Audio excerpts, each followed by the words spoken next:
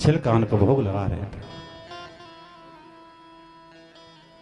कि सबसे ऊंची प्रेम सगाई दुर्योधन की मेवा त्यागी और साग बिदुर घर खाई सबसे ऊंची प्रेम सगाई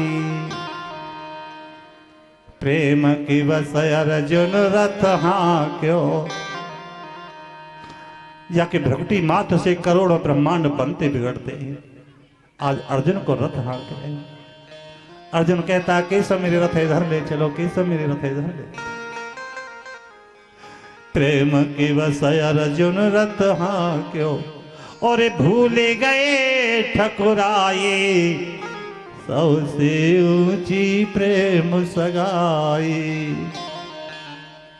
राजस यज्ञ युधिष्ठिर कियो तामे झूठे उठाई सबसे ऊंची प्रेम सगाई। आज प्रेम के बस छिलकान को भोग लगा है। शरीर की शुद्ध नहीं है सुलभा रानी को न शरीर की शुद्ध है कृष्ण की। भक्त भगवान एक ही कार है। विदुर जी आए और जैसे ही सामने कृष्ण बैठे देखे दौड़े कृष्ण को पकड़ के छाती से कृष्ण द्वारका की तरफ देखते देखते 12 वर्ष से मेरी आंखें पत्थर आ गई। आज आपने दर्शन दिया। कितनी देर रह गई? आज थोड़ी देर रह गई। मेरे पीछे तेरी चाची तो कछु कह गई हो कि बावरी सी ये कछु ते कछु कह जाए या कि बात उन पे ध्यान मन दे दियो। तुमने कुछ खा लियो? हाँ मैंने केला पा लिए। मुड़ के देखो तो महाराज मींग के तो ढेर है रहे लेकिन छिलका उनके पते ही नहीं। आज मुंह पे हाथ रख के विदुर जी रोए गए। प्रभु वो गरीब के घर आए, दास के घर आए, कोई सेवा न है सकी छिलका खाए को। मेरे हाथ से आप कुछ पाए ले, आप ले आओ, लेके आओ। एक बार छील के मींग दे भी लगे, एक बार तो खाओ, दोबारा दे भी लगे तो डकार देगी नहीं। जो आनंद वो चाची के भोग में आए वो आनंद वो तेरे भोग में आए। तेरे के बुद्धि रूपी केला है वो प्रेम के छिलका है। हमें चाची बावरी सी बताओ। ऐसे प्रेमी भक्तन के हाथ से तुम्हें खड़े बाजार में बिक जाए और करो मेरे भक्त मेरा सौदा करके मुझे बेच सके। ऐसे भक्तन के वश में मैं हुआ। कृष्ण खड़े है गए, चल भी लगे तो रास्ता रोक लियो विदुर जी ने। प्रभु तुम्हारे सिवाय भक्तन को दुनिया में कोई नहीं। भक्तन के तो एक आधार आप है प्रभु। आप इसी तरह से तड़फाओगे तरसाओगे तो भक्तन की क्या दशा। विदुर जी तुमने ये कैसे मान ली कि मैं भक्तों को भूल जाता हूं? अरे भक्त मेरे मुकुट की मणि है, भक्त मेरी गोदी के खिलौना। तुम ये कैसे कह रहे हो? समझाए कि चले गए। इसी पूर्ण ब्रह्म के ऊपर भागवत की रचना की गई है। कौन के कहवे से की, किस तरह से की, ये सुनेंगे। सरस्वती नदी के किनारे पर भगवान व्यास जी विराजमान। उसी समय चले आए नारद, दंडवत प्रणाम हुई। नारद जी बोले व्यास जी आपने बड़ा सराहनीय कार्य किया, 17 पुराण बनाए। तेरे आपके चेहरा पे उदासी क्यों है? महाराज मुझे अपने उदासी की कारण की मालूम नहीं पड़ती, न जाने क्यों उदासी रहती है। नारद जी बोले हम बताएं? हाँ आप बताओ। देखो तुमने 17 पुराण जरूर बनाए पर उनमें सबको रस्म न लेके अलग अलग लिखा है। अब हमारी कहने से 18 में पुराण की रचना करो और उसमें समस्त शास्त्रों का निचोड़ भर दीजिए। क्योंकि सवा थान तीरथ भरत विद्या कुल धन धाम जोग जग जप तप सकल बिना राम बेका। जो लेख है, जो सभा है जी, वो देख मुर्दे के समान मानिए जहां पर प्रभु चर्चा न हो। व्यास जी बोले नारद जी तुम्हें इतना सब ज्ञान कैसे है वो है? नारद जी बोले कि सब मेरे ऊपर कृपा संतों की हुई है। अपनी जन्म कथा सुनाई, क्योंकि और संतों के प्रभाव से मैं ब्रह्मा जी का पुत्र अब कहलाया। अवतारों में मेरी गिनती आई है, क्योंकि मेरी मैया मेरे लेकर के सत्संग में रहती थी, संतों की सेवा करती थी।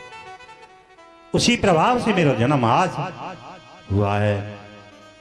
तो क्या ब्रह्मा का पुत्र मैं कहलाया हूं।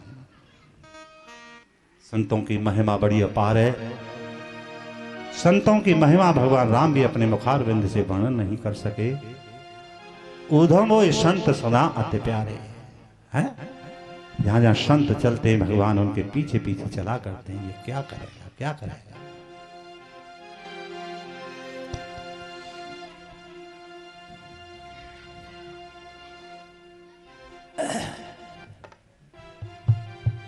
तो संतों की महिमा वर्णन करना बड़ा कठिन है, क्योंकि संतों की महिमा राम भी वर्णन नहीं कर सके। राम सिंधु घन सजन धीरा, हरे चंदन तरु संत समीरा। राम सिंधु घन सजन धीरा, हरि चंदन तरु संत समीरा। राम सिंधु घन सजन धीरा, हरि चंदन तरु संत समीरा। राम सिंधु, समझने के लिए राम की उपमा दी है समुद्र से, केवल समझने के लिए।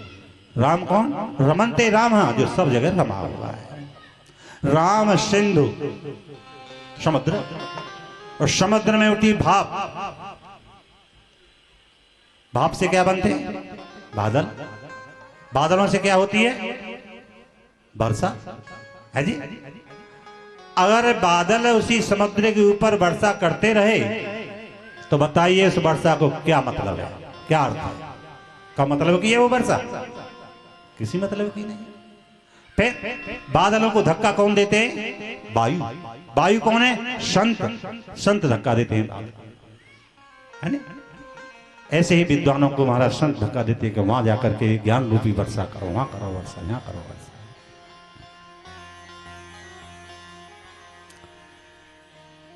राम सिंधु घन सज्जन धीरा, है जी। बादलों को माना है सज्जन, वायु को माना है संत। तो सज्जन पुरुषों को धक्का देते हैं कौन? संत। बादलों को धक्का कौन? वायु देता है। वायु माने संत। हरे चंदन, चंदन के वृक्ष होता है जी। शैले शैले निर्माण के मुक्त कमना, गजे गजे साध भवन सर्वत्र चंदनम ना बने बने। चंदन के घने बन नहीं होते। एकाध वृक्ष चंदन का होगा और वहां के रहने वाले उस चंदन को खूब जलाते हैं, रोटियां बनाते, चूल्हे में जलाते। लेकिन हमसे चंदन के बन दूर हैं तो हम कितना महत्व देते हैं चंदन को।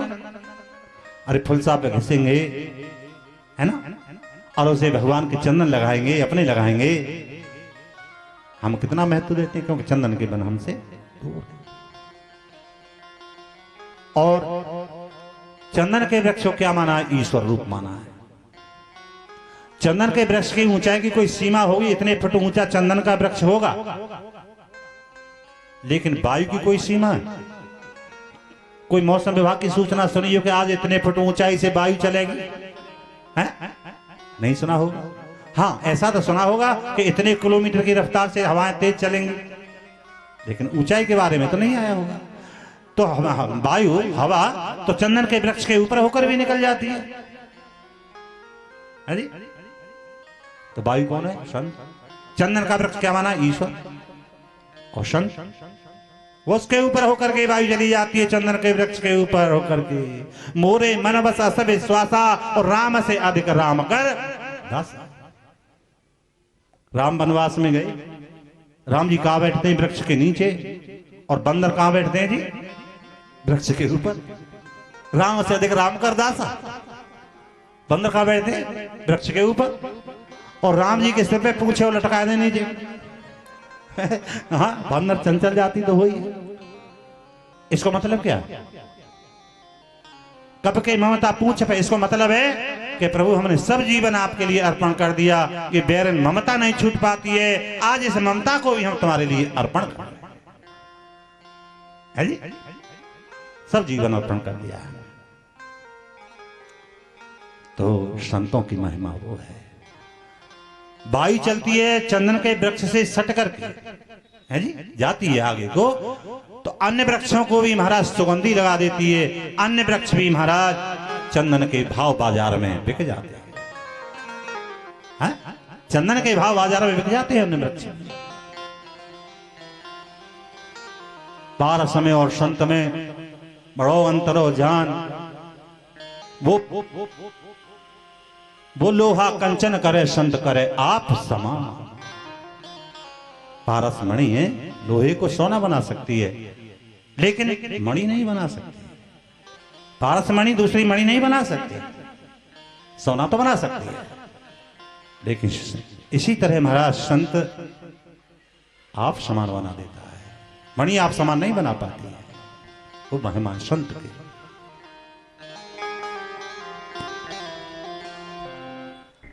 और संतन को संग लाग रे तेरी अच्छी बनेगी।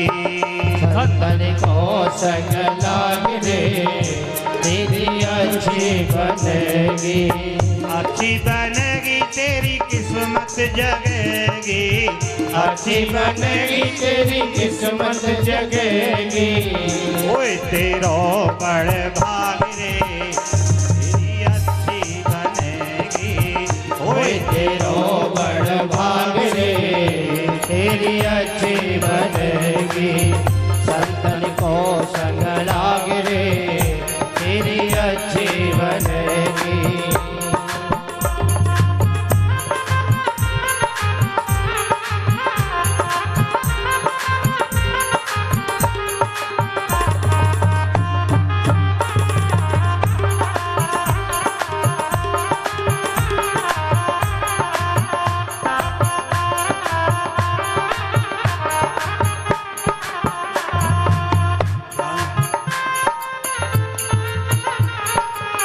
संतन संग होए पूर्ण कमाए।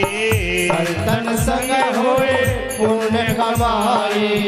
संतन संग होए पुण्य कमाए। संतन संग होए पुण्य कमाए। हर सुमिरन मेरा रे तेरी अच्छी बनेगी। संतन को संग लाग रे तेरी अच्छी बनेगी। अच्छी बनेगी तेरी किस्मत जगेगी। अच्छी बनेगी तेरी किस्मत जगेगी। होए तेरो बड़ भाग रे तेरी अच्छी बनेगी। संतन को संग लाग रे तेरी अच्छी बनेगी।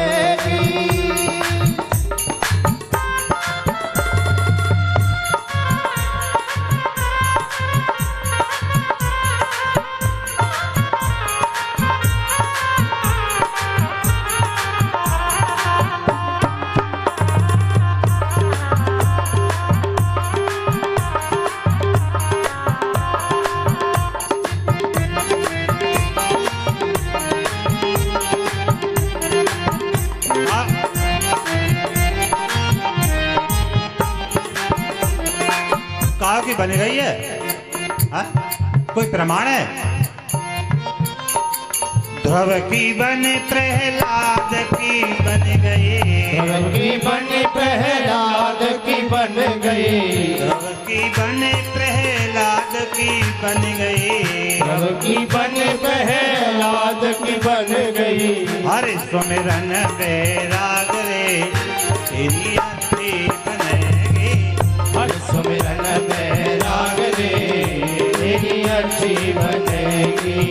संतन को संग लाग रे तेरी अच्छी बनेगी।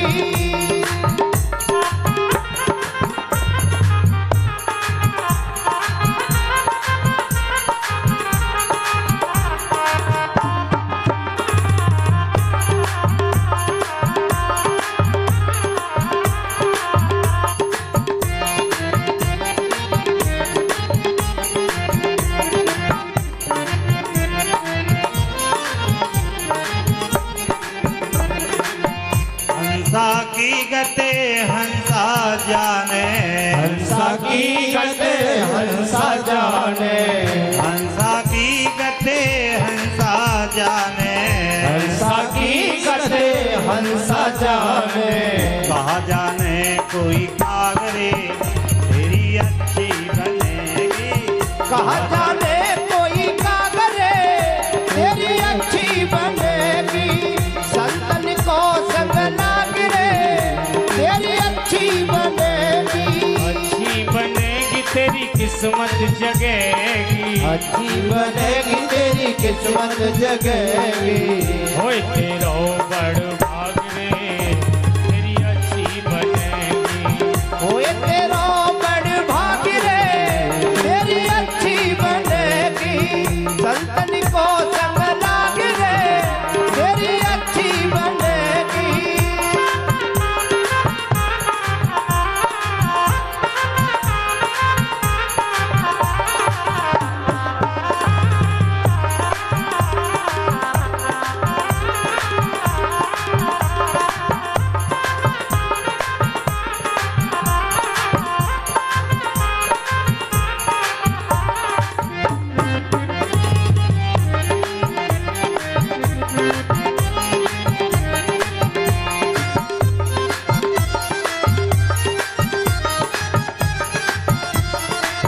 कागा हंस बने संतन संग। कागा हंस बने संतन संग। कागा हंस बने संतन संग। कागा हंस बने संतन संग। मिट जाए कुल के दाग रे तेरी अच्छी बनेगी। कुल के दाग रे तेरी अच्छी बनेगी। संतन को संग लाग रे तेरी अच्छी बनेगी। अच्छी बनेगी तेरी किस्मत जगेगी। अच्छी बनेगी तेरी किस्मत जगेगी। संतन के संग लाग रे तेरी अच्छी बनेगी। संतन को संग लाग रे तेरी अच्छी बनेगी। संतन को संग लाग रे तेरी अच्छी बनेगी। तेरी अच्छी बनेगी। अच्छी बनेगी तेरी अच्छी बनेगी। ओहन सा में बहुत दिन सोयो। मोहन सावे बहुत दिन सोयो। जाग सके तो जाग रे तेरी अच्छी बनेगी। जाग सके तो जाग रे तेरी अच्छी बनेगी। संतन को संग लाग रे तेरी अच्छी बनेगी। कहत कबीर जय जय। कहत कबीर राम संतन में। कहत कबीर राम संतन में। पाए सके तो पाए रे तेरी अच्छी बनेगी। पाए सके तो पाई रे तेरी अच्छी बनेगी। संतन को संग लाग रे तेरी अच्छी बनेगी। अच्छी बनेगी तेरी किस्मत जगेगी। बनेगी तेरी किस्मत जगेगी। संतन के संग लाग रे तेरी अच्छी बनेगी। संतन को संग लाग रे तेरी अच्छी बनेगी। होए तेरो बड़ भाग रे तेरी अच्छी बनेगी।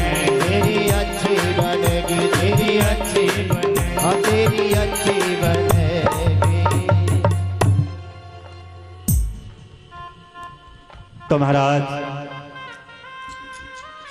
नारद जी के कहवे के अनुसार 82-18 में पुराण की रचना करते हैं। लेकिन विचार आता है मेरी वृद्धावस्था में लेखनी कैसे लिख पाऊंगा। तो गणेश भगवान आए, आपकी लेखनी हम लिखेंगे, लेकिन शर्त तो होगी हमारी, क्या कि जिस समय मेरी कलम चले हुए लग जाएगी बीच में बंद नहीं होगी, आप बोलते रहे ना, बोलते ही रहे। अब व्यास जी विचार करवे लगे कि भाई ग्रंथ की बात है, बड़े सोच विचार के साथ में लिखना होगा, पर ये कह रहे हैं कि कलमें बीच में बंद नहीं होगी, सोचने समझने को कोई समय नहीं। हाँ, व्यास जी बोले ठीक है महाराज, हमें आपकी शर्त मंजूर है, पर इससे पहले एक शर्त हमारी आपको माननी पड़ेगी। बोलो आपकी क्या शर्त है? शर्त हमारी ये है कि जो भी श्लोक बोलेंगे विचार आप करोगे तब लिखोगे। है? तो बीच बीच में व्यास जी ऐसे श्लोक बोल देते हैं, गणेश जी को विचार करते करते बहुत समय लग जाता है, इतनी देर में और श्लोक तैयार कर लेते हैं। श्लोक बोल दिया, चैत्र के तुरितो ख्यात यस्या शीत काम धुमहि तस्य भार्या सहस्त्राणाम सहस्त्राणी दशा भव। श्लोक बोल दिया जी कि राजा चित्रकेतु के 1 करोड़ रानी। अब गणेश जी विचार करते रहे, बाप रे बाप, एक राजा के 1 करोड़ रानी, इसका क्या अर्थ हो सकता है? बोला है तो जरूर अर्थ तो निकालना ही पड़ेगा। जब व्यास जी ने बोला है तो इस पे विचार करते करते बहुत समय है, तो क्या निर्णय निकाला? चित्रकेतु क्या है? हमारो के चित्त ही चित्रकेतु है ना। और चित्त से निकली हुई वृत्तियां रानी के रूप में मानी गई। अब दिन में जाने कितनी वृत्तियां निकलती हैं जी। ये हमारे हाथ में क्या है? पुष्प है। काय को पुष्प है? गेंदा को। कौन से गेंदा को है? हजारा गेंदा को। ये सब ज्ञान आपको कैसे हुआ? ऐसा ज्ञान आपको कैसे हुआ कि हमारे अंदर से निकली वृत्ति ने इसका आकार ले लिया? अजी तब हमें इसका ज्ञान हुआ। ऐसे ही अंदर से निकली यानी कितनी वृत्तियां निकलती रहती हैं, वो सब रानी के रूप में मानी गई, तब समाधान हुआ। तो अब प्रश्न किया, महाराज ये बताइए कि सुखदेव जी क्यों तो हस्तिनापुर गए, परीक्षित ने कैसे पहचान लिया? गुरुजी परीक्षित कौन को बेटा? अब कृपा करके ये बता। परीक्षित अभिमन्यु को पुत्र, अभिमन्यु कौन को पुत्र है? कंस को पुत्र है। बात वही हमें तुम्हारे में डिफरेंस है वो कुछ। भागवत में तो नहीं है, पर सुनाते हैं कथा आपको, अगर बात सटीक बैठ जाए। कंस की 2 पत्नी अस्ति और प्राप्ति, यत्र मगध राजा जरासंध है 2 कुते। जरासंध की बेटी हैं दोनों ही।